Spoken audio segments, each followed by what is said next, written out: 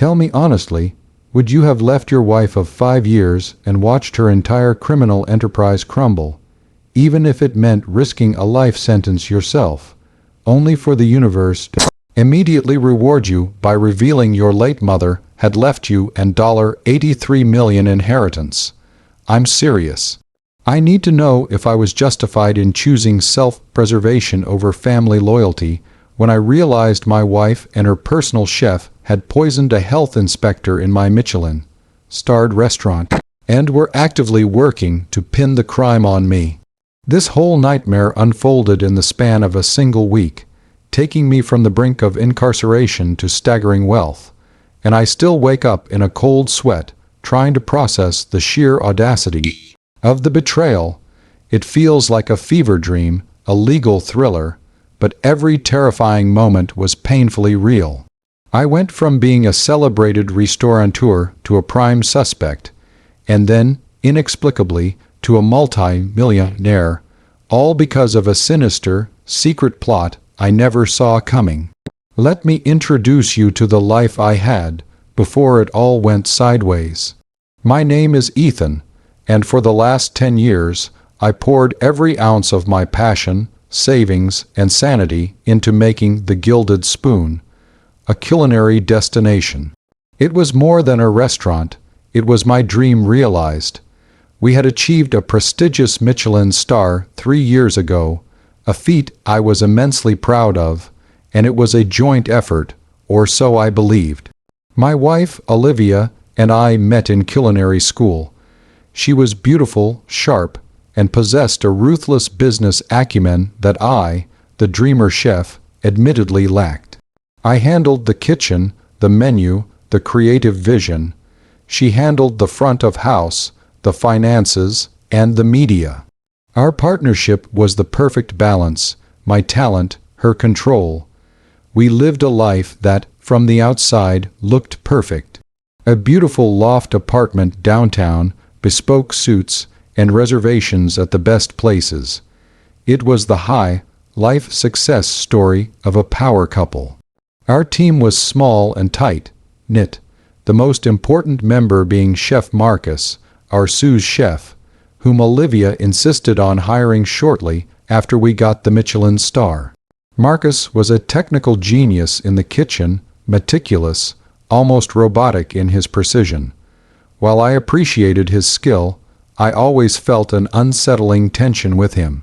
He was Olivia's higher, and the way they interacted, subtle glances, inside jokes, always made me feel like an outsider in my own kitchen. I rationalized it as two business-focused people gelling, while I, the artist, was too sensitive. I was too blind, too trusting, too much in love with the life we built and the woman I built it with, to see the rot beneath the surface. I realize now that this period of my life was a meticulously constructed cage, and I was the valuable asset being contained. The cracks started appearing not in the kitchen, but in the paperwork. Olivia became increasingly guarded about the restaurant's finances, dismissing my queries about the escalating debt as temporary issues and creative accounting. We were booked solid every night, pulling in massive revenues, yet somehow the bank account was constantly strained. When I pressed her, she would turn the conversation into a fight, accusing me of distrusting her and threatening to leave the business, which always silenced me. The tipping point came on a Tuesday, the quietest night of the week. Health Inspector Thomas Grant arrived for an unscheduled, surprise inspection. Inspector Grant was notoriously rigorous, a man known for shutting down places for the slightest infraction. He was doing his rounds, calm and methodical, when the incident occurred. He collapsed right in the middle of our dining room, clutching his stomach, clearly in distress. It was chaos. We called an ambulance immediately, but the damage was done. The Gilded Spoon was swarming with paramedics, police, and later, the real investigators. The official report came back quickly and chillingly. Inspector Grant had been poisoned. Specifically, He had ingested a synthetic toxin that mimicked severe food poisoning, but was far deadlier, a substance only accessible to those with specialized chemical knowledge. The focus immediately turned to the restaurant's food, and by extension, me, the head chef and owner. The police interviewed me for hours. They were polite but pointed. They asked about my relationship with the inspector. Had I been blackmailed? Had I lost my temper? Did I know anyone with a chemistry background? I felt sick. I had nothing to hide, but the situation was incriminating. It was a massive, public scandal, and the restaurant was immediately shut down. It was during the following night, sleepless and pacing our loft, that I started putting the puzzle pieces together, and the true horror of Olivia's betrayal began to dawn on me. I caught a glimpse of Marcus's text messages on the restaurant's iPad, which I'd brought home. They were cryptic, talking about clean up, and the target neutralized. Then, I found an encrypted folder on Olivia's home computer, hidden deep in a file titled Invoices. Inside were communications with a shell corporation and detailed records of payments to a chemical supplier. The final, damning piece of evidence was a video file, a grainy, low-quality feed from a hidden camera in the dry storage room that Olivia must have forgotten about. It showed Marcus, our sous chef, carefully handling a small, clear vial, and then, in the preparation area, subtly adding a drop of liquid to a glass of water, the very glass Inspector Grant was offered at the start of his inspection. But the worst part, the part that turned my blood to ice, was Olivia walking in immediately afterward, exchanging a silent, knowing nod with Marcus. It wasn't just Marcus, it was her asterisk. She planned it. Why? Why kill a health inspector? The only logical explanation tied back to the financial mess. Grant must have discovered something massive financial fraud, or perhaps illegal ingredient sourcing, and they took him out to silence him and use me as the fall guy, trusting my reputation would be enough to deflect initial scrutiny. The narrative they'd constructed was simple. The stress of the inspection drove the passionate but unstable chef to desperate measures. I was trapped. If I went to the police with the evidence, I'd have to implicate my wife, destroy my life, and still face criminal charges related to the restaurant's operations. If I stayed silent, I risked being framed for murder.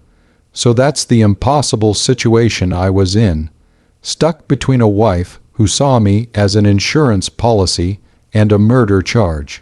Before I tell you what decision I made, the choice that completely incinerated my old life, I want you to pause and comment below what you would have done in my shoes. Would you have gone to the police immediately, even though it meant exposing your wife and possibly sinking the business you loved? Or would you have tried to gather more evidence, risking your freedom? I didn't hesitate. Survival instinct is a powerful thing. I knew if I went to the police with the video alone, Olivia would immediately destroy the digital evidence and use her considerable legal and financial resources to paint me as unstable. I had to leave, and I had to do it quietly and decisively. I backed up the video and the financial documents onto an encrypted drive and walked out of the loft that night, leaving a short, cold note. I know everything. Don't contact me. I didn't go to the police yet. My first move was to save my skin from the toxic marriage and the legal fallout. I booked myself into a cheap motel on the outskirts of the city, intending to lie low, contact a lawyer, and figure out the safest way to deliver the evidence without being immediately arrested. Myself, I was terrified. I had nothing but a backpack and a burning, righteous anger. The next morning, as I sat staring at the cheap floral wallpaper, planning my defense, my phone rang. It was an unknown number, and I almost let it go. But the desperation in my situation urged me to answer. "Is this Ethan Hayes?" the voice asked. "This is David Allen from Allen and Finch Legal. I have urgent information regarding your mother's estate." My mother. My biological mother, who had passed away when I was a child. I was raised by my paternal grandmother, who never spoke much about my mom's side of the family, simply saying my mom was a talented, free-spirited artist who died young. I agreed to meet the lawyer immediately, praying for a distraction from my impending legal doom. The meeting with Mr. Allen was surreal. I walked into his elegant office feeling like a fugitive, smelling faintly of cheap motel coffee, and within an hour, my entire reality shifted once again. Mr. Allen explained that my mother, Clara Hayes, was not just a struggling artist. She was a brilliant, highly private conceptual artist who, late in her life, had invested her earnings in early-stage tech startups, one of which exploded into a multi-billion-dollar corporation. She had set up a complex trust designed to mature and be delivered to me only when I reached a certain level of financial stability and professional success, which the trust deemed satisfied by the success of my Michelin-starred restaurant. The trust was intended as a safeguard to provide me with a fallback fund when I needed it most, or when my existing life imploded. Mr. Allen looked at me with genuine sympathy as he delivered the final figure, the number that made my head swim. I was the sole heir to $83 million.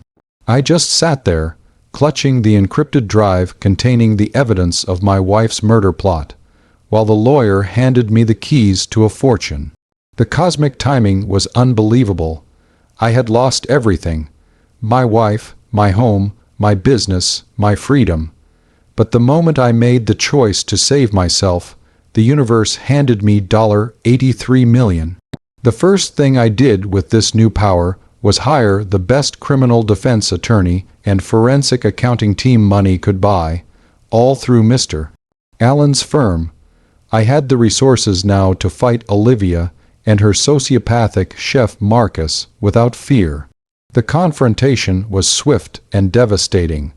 My legal team worked secretly for 2 weeks, building an ironclad case. The forensic accountants exposed massive money laundering within the restaurant's books, which directly connected Olivia to the Shell Corporation and the chemical purchases.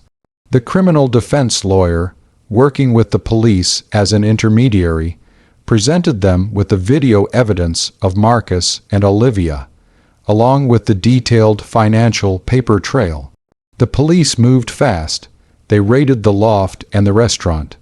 Olivia and Marcus were arrested within hours. I didn't need to step foot in a police station as a suspect again. I became the victim and the primary witness. Olivia was hysterical when they arrested her.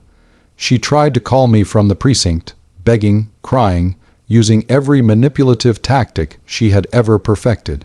I had Mr. Allen send a single, clear response, a notification of immediate divorce proceedings, citing attempted murder and financial fraud. The restaurant, the Gilded Spoon, was seized by the state and eventually sold off to cover the mounting legal fees and restitution. The poetic justice of it all was that Olivia, who wanted me gone for money, ended up with nothing, not even the caretaker payments. My biological father had unknowingly paid her counterpart in the other story. She and Marcus were charged with conspiracy to commit murder and were facing extremely long sentences. Inspector Grant, thankfully, recovered fully, a fact that eased the immense guilt I carried. The one thing my adoptive parents did right was raise a kid who couldn't, in the end, live with a murderer. In the aftermath, I had to completely dismantle my old life. I sold the loft, severed all ties, and the only thing I kept was the creative passion for cooking. I moved across the country, enrolled in a prestigious business program to learn the financial side I had blindly left to Olivia, and started investing wisely. The $83 million wasn't just money. It was freedom, a shield, and a second chance. I am now slowly building a new, smaller, ethical restaurant. And this time, every person on my team is chosen for their integrity, not their ruthless ambition. I learned that the greatest danger lies in blind trust and in allowing ambition to overshadow humanity. My adoptive parents had one mercenary motivation, but they were largely neglectful. Olivia, however, was actively malicious, turning the life we built together into a trap. The $83 million inheritance wasn't just luck. It felt like a cosmic intervention, a reward for the courage to walk away from a poisonous situation, literally and figuratively. So, tell me, was my decision to walk away and expose my wife, thereby destroying the business I loved, justified, even if I was then immediately made a multimillionaire? Did I handle the betrayal with the right amount of cold, calculated self-interest? Let me know your final, honest thoughts on the entire mess in the comments below. Like this video if you believe self-preservation always comes first. Subscribe to the channel for more shocking, true stories like this, and share your final thoughts on this whole unbelievable mess in the comments section. I'll see you all in the next story.